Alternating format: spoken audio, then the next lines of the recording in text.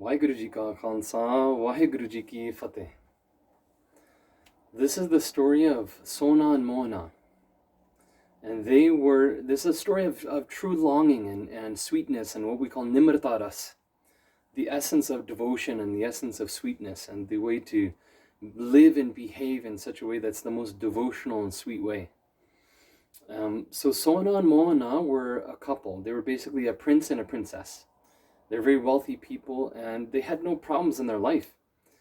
Sohena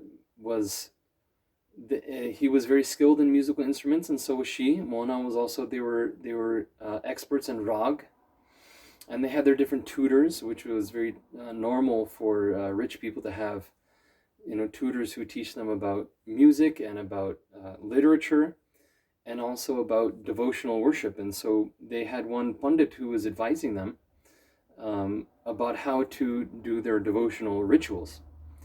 And so what they did every day is they had a well on their property, and they would go and bathe in that well, and they were finished.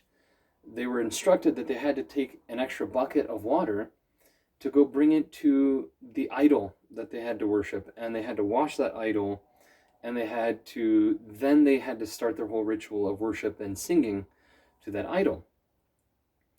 And they were very sweet with their practice. Their spiritual practice was just very sincere, and that's how they worshipped, and as they were instructed to do. So anyways, one day they were about to go bring some water to their idol. They had finished bathing themselves, and somebody had come up to them, and they were instructed that in this ritual of bathing themselves and then the idol, it's a very sacred thing, and they can only use that water for their idol, their statue. And so when this person came up and they seemed to be in trouble, and they're like, I need water.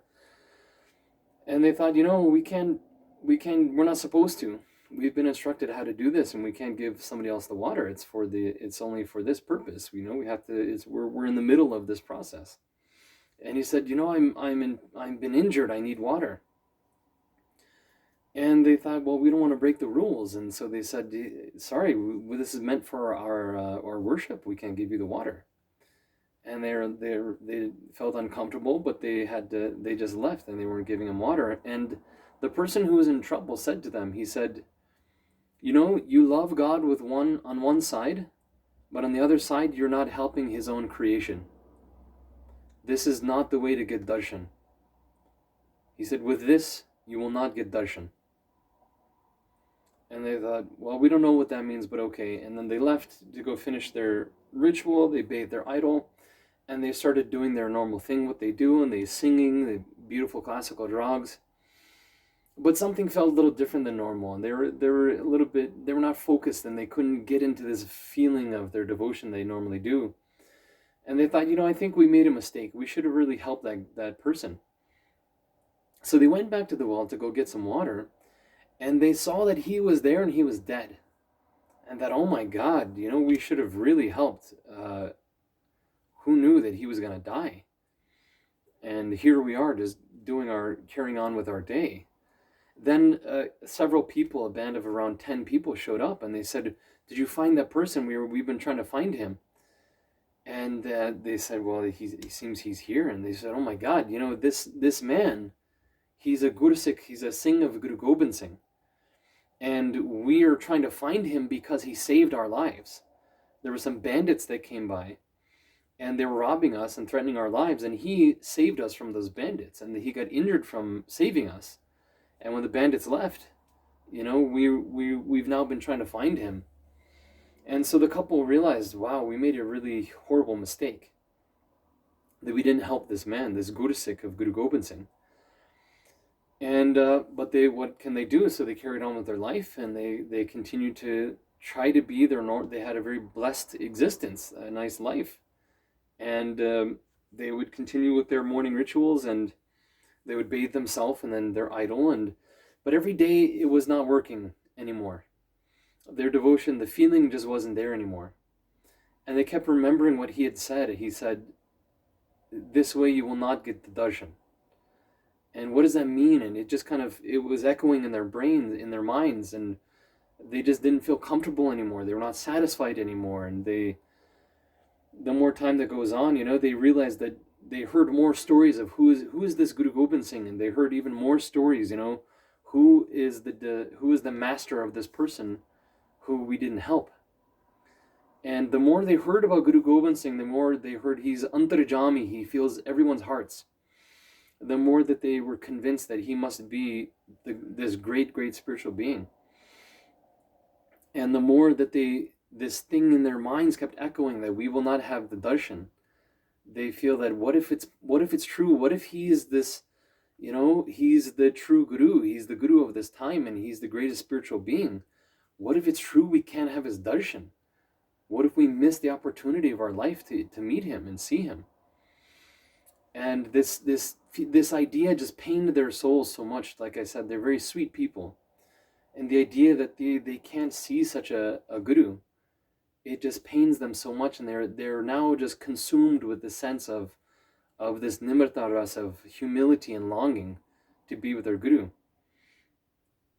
And by chance, some time went by, and it happened to be that Guruji was going to pass through. Guru was traveling and was going to pass through their village. And so they made a very specific point that they knew exactly which road he's going to come on. So they showed up early and made sure that there was no chance that he doesn't pass where they're coming. Just to have one glance of him, that they can feel that, just to see, can we have his darshan, and can we feel his presence? And so the Guru's procession was coming, and all the Singhs came by, and Guruji wasn't there. And they asked some of the Guru Sikhs, they said, where's Guru Gobind Singh? And they said, well, for some reason he took a side route, and he took a different loop to go to some other farm really quick, and he went to some other fields, and then we're going to join him back later. So the Sohena and Mohena looked at each other, and they realized, this feels like it means something. We were told that we can't have the darshan, and we just want to have the darshan, and it seems Guru is now not, we can't see him, we can't be around him. And the more stories they hear now about Guruji visiting, and how he knows everybody's hearts, and they just feel something, they feel a spiritual weight, they feel a heaviness in them now. And they're even more distraught than ever. And so they said, maybe we should move to Anandpur Sahib. And maybe we can pretend to be poor people, that, we just came out of nowhere. We're just regular poor people, and we just want to come to serve in Anandpur Sahib. And they talked about this, their life is now dedicated to one purpose. And that purpose is to get the darshan of Guruji, and to see if they can break this spiritual weight or this karmic problem they now have. And they said, even better than pretending to be poor and showing up to Anandpur Sahib, why don't we actually be poor? And so these rich people, they gave all their possessions to poor people, and they abandoned their rich lifestyle. Now they are sincerely poor people. And before they left, they also built some wells in the ground so that there's even more water available, so that if anybody needs and they can't get at one well, they can always go to another one. So their final act of being in that village was to build, to provide for people, so that that mistake can't happen again. Again, this is how somebody who's very sincere will react to making a mistake. They will do everything in their power to correct the mistake. And so they gave all their possessions, then they moved to Anandpur Sahib. And they showed up, and they don't know what they're going to do. They don't know how they can live. And they really have no money or any way to survive anymore. And they showed up, and who did they meet was the gardener. And so the person in charge of the garden, his name is Singh. And they went to him and they asked him, okay, we're just here to help and here to serve, and we just want to be in the Guru city, and hopefully we can meet him. And Singh said, okay, you can help in the garden. And it was very respectful, and he gave them a nice place to live. And they were next to the garden, and they from then on were just trying to help with the plants. And the garden had these flowers. I mean, among the garden was flowers that would ultimately be given to the Guru also. And so they're very happy to have this service that they were actually very skilled at gardening themselves. They were very good at taking care of plants. And in a very short amount of time, they made the garden was even much more beautiful than before. Guru's garden is so beautiful, and they even it was even more flourishing because of how good they took care of this and how much love they put into their seva. And so now their life is just dedicated to, we're taking care of the plants and the flowers, and they just want to sing, and they're learning more Gurbani and singing more shabads with they're very skilled musicians with their instruments, and they just sing and they pray that we can meet Guru. And so one day Guru Gobind Singh himself came to the garden, and he noticed, he said, wow, Kesar Singh, the garden is looking very beautiful. And Kesar Singh was very honest, and he said, thank you. And the people I have to give credit to is actually this couple, this man and woman named Sohena and Mohena. They're doing incredible seva. And the mention of these two people, we know that Guruji knows everybody's heart. We know Guru Gobind Singh knows everybody's heart. And when Kesar Singh mentioned their names, he could feel who they are and what is Guruji is Antarjami. Guruji could feel what is happening with them, and he was seeing the information that's available about them. And what is their karmic problem? What happened to them? Who are they? How are they? And while Guruji went silent and was understanding who these people are, and then Guruji even uttered the words, you will not get darshan like this. So he repeated the words of that dying Gursikh. And Kesar Singh, maybe he didn't know the whole backstory, but he heard what Guru said. And he saw how Guruji went silent when Guruji heard. And he saw how Guruji went silent when Guruji heard about who these people are. And what he said, he repeated the words of that they will not get the darshan. So it was a very particular moment. So anyways, later on, Kesar Singh did tell this to Sohena and Mohena, that Guruji came by, he's very happy with your seva. But it seems to me that he's happy that you can continue to do seva here, but I don't know why, but you cannot have his darshan. He said this thing that this way you will not get darshan. And when they heard the direct quote, from the dying Gursikh that Guruji said now, they realized it confirmed absolutely Guruji knows everything. And he knows exactly who we are. He knows our problem, and he knows, and we can't have his darshan. So it was increasing their faith, but also breaking their hearts at the same time to know, even still, we can't have his darshan. It's confirmed now that we can't have his darshan. So time kept going on, and now we actually, who also really loves the garden, the Guru's garden, is Guruji's wife, Mata Jitoji. And Mata Jitoji, we can remember that she put the patasi in the Amrit. Her message to us as human beings, that her message to humanity, and specifically to khalsa, to the spiritual seekers, to the spiritual warriors, her message is, never forget your sweetness. And so we're reminded of the Shabad by Guru Arjan Dev Ji. It's Puta Mata Ki Asis. And this is the blessing of the mother. This is the prayer of the mother. And in that Shabad it says, Nimikana Bisro Tumuko Har Har Sadap Jaho Jagdis. And Nimik is what I was saying before about Nimirtaras.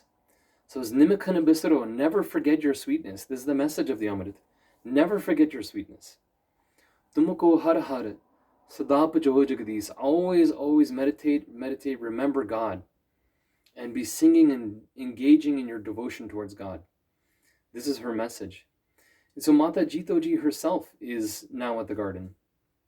And she very similarly said to Kesar Singh, wow, the garden looks very beautiful. Because she always is taking flowers from this garden and also giving it to Guruji as her, that's her worship. That's her daily practice. That's her prayer. And again, it's not just the skill of which to take care of the plants, it's the love, these plants, this garden is now full of love from the seva of these people. It's just so much sweetness. So she says, wow, the garden is so beautiful. And Kesar Singh again said to her that this is actually the credit, you can also give credit to Sohena and Mohena, this beautiful people that came here.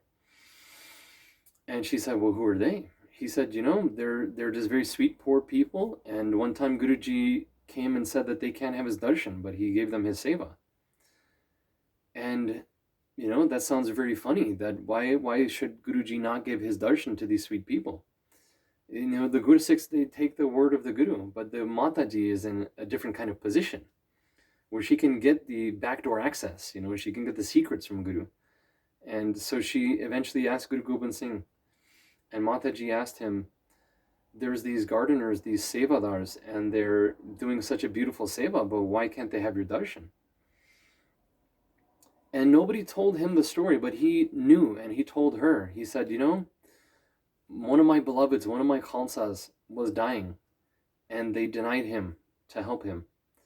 And he's the one who spoke that they can't have darshan. This is not the way to have darshan. So had I had said something like this to them, then I could immediately forgive them myself.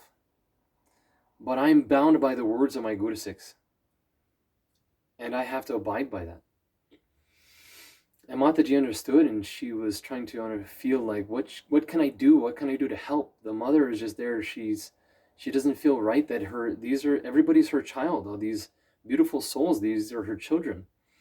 And what can I do to help them? And so she said, let me go and be with them, and let me do bhakti with them. Let me just be with them, and I will pray for them. And Guruji said, that's a good idea, and blessed her. So now this couple who they have that pain in their heart, this huge weight of their souls that they can't meet the Guru, even though they're in his city. Now the Guru's own wife, the Divine Mother, Mata Jitoji, is now visiting them personally. So it's an incredible, incredible blessing. Imagine if you can have the regular darshan of such a Mataji. And so she would come to them and they would sing their Rag Kirtan with them, and they were such devoted, feeling was so much there. She was devoted to Guruji also.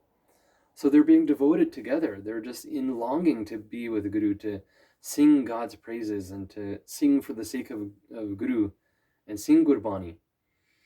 And she was visiting them now. And actually, they may be giving her food or water, or they may be in her presence, and maybe she's giving a little conversation and she may be saying some nice things to them. But actually what she's doing is she's praying for them.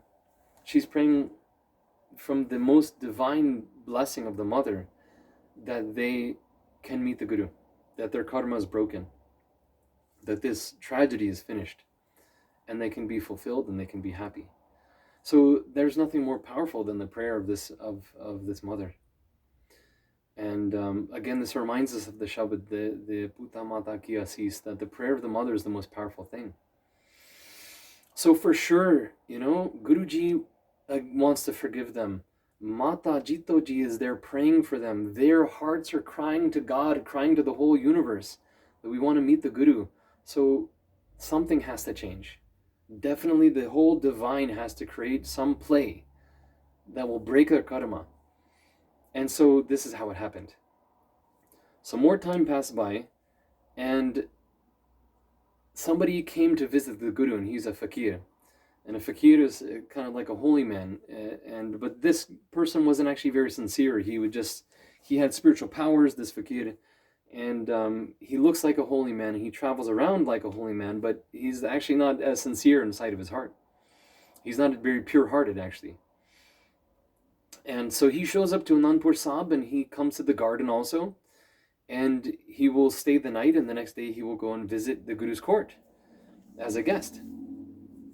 And so he came to the garden. He thought, I'm a poor person. I don't have anything. Actually, he did have things. He could have bought something as a gift, but he didn't want to. He had his own gold, but he didn't use it.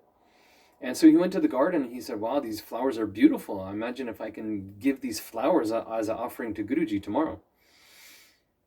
So he went to the couple and he asked them, let me take these flowers. And they hesitate. They say they don't want to necessarily give him these flowers because they're going to give these flowers to Mata Jitoji and she will give to him. And what if they don't what if they're not able to give to Mataji? And what if they're not able to give the flowers to Guruji? And so they didn't know what to do. They hesitated. And they said, I don't know if I can give you the flowers. And then he got very angry because, again, he's not that sincere a person. He's an angry-hearted person. And he says, it's not good to refuse somebody like me. And he tried to demonstrate some spiritual powers to them. And they said, I don't know. And then he left, and he said, you shouldn't cross me, and I will come back and I will get the flowers. And they were so distraught. What should we do? The problem in the beginning was we refused to help somebody, and that's what created this our curse in the first place. But then if we don't give the flowers to Mataji and Guruji, then we can't live with that either. So they don't know what to do. And they couldn't sleep that whole night. That they tried to sleep, and they tried to pray again. Their whole life is just dedicated to, now all we can do is, we can't have darshan of Guru, but at least we can do a seva. If we can't do the seva, then what is the use? It's for them, it's the end of the life. And they feel so horrible, and they can't sleep, and what can they do? And so they wake up in the morning, and they're so shocked because what they found was the flowers, somebody broke into the garden, and somebody cut all the stems from the flowers and took all the flowers. And so that it was the fakir who, he felt that he was rejected, and he broke in and stole all these flowers and cut them by himself instead of being given. And these people, Sohena and Mohena, they saw this, and it just broke their hearts so much. And their desperation is like, they don't know what to do, and they were so overwhelmed, and they were so brokenhearted, they both fainted on the spot, and they lost consciousness. So meanwhile, the fakir is now in the court of Guru Gobind Singh, and he's trying to offer these flowers to Guruji. And as he's giving the flowers to Guruji, Guru Gobind Singh sees what is in the flowers, and he can see what is happening. Again, Guruji's antarjami, he knows everything. And so he's giving the flowers to Guruji, and Guruji looks at the flower stem, and he says, you cut these flower stems, didn't you? And the fakir says, he's trying not to admit that he took something, but it's pretty obvious. You can't really lie when you're in the presence of Guruji. And he says, but you didn't just cut these stems. You cut their hearts. You broke their hearts. And Guruji could just see by these flowers what had happened. And he left right then. And Guru Gobind Singh ran towards the garden. And he was just seeking out to find these beloveds of his who are so brokenhearted. And Mataji ran with him. And many Sikhs also ran with Guruji. And they're all, not everybody understands what's happening, but they feel that there's some very heartbreaking thing, there's some very tender thing, some heartfelt thing that is happening. And everybody's now running towards this garden. And Guru Gobind Singh finds Sohena and Mohena are both collapsed in this garden. And he brings them he sits with them and brings them into his lap, and he says, wake up, my beloveds.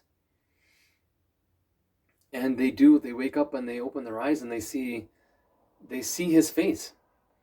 And they're overwhelmed by this.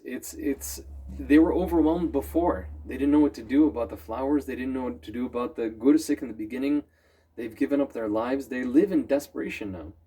And they can't compute, they can't understand what is happening now that they see his face right in front of them. And it's so overwhelming, his light and the whole situation. And they again collapse, and they fall out of consciousness. And now Mataji is also stroking them and saying, wake up, my beloveds, wake up. Have the darshan of your Guru. And people are watching this scene, and it's such a moment of tenderness that eyes are now running with water of tears. And, I want to just say in this moment that Guru Gobind Singh, we know he's the most fearless warrior, that he's as strong as a sword. His mind is like a sword. He's the most straight and most fearless warrior to ever exist.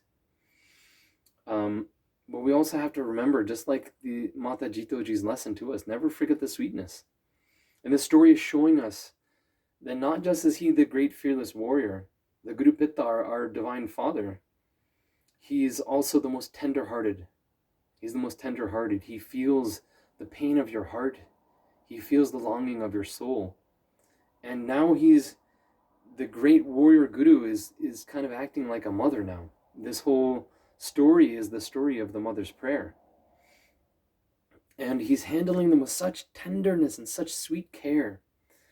And the whole environment is just filled, it's just this precious, precious moment. And finally, he shoots some energy into them and says, wake up. And they both wake up. And they're able to now stay awake and they be in Guruji's presence. And they understand, oh my God, we've seen the darshan of Guru Gobind Singh.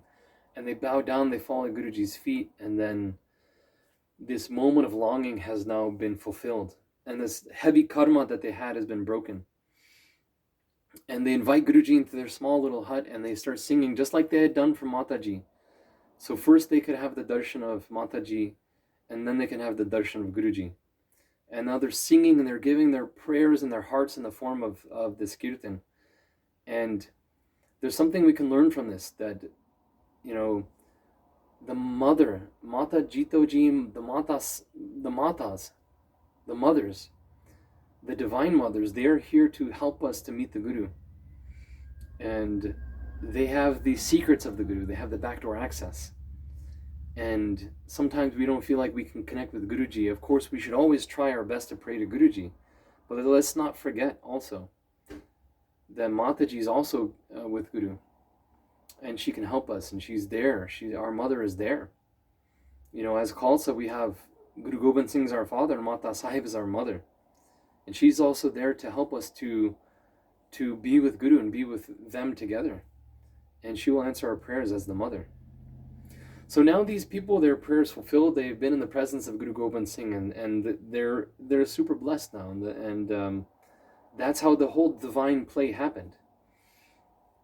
And this is a beautiful story is written by Veer Singh in his Guru Kalki Dar Chamatkar. And I think whenever you feel like remembering this story, or whenever you hear the Shabad of Puta Mata Ki Asis, think of this story and think of the longing of these beloved people, these sweet people.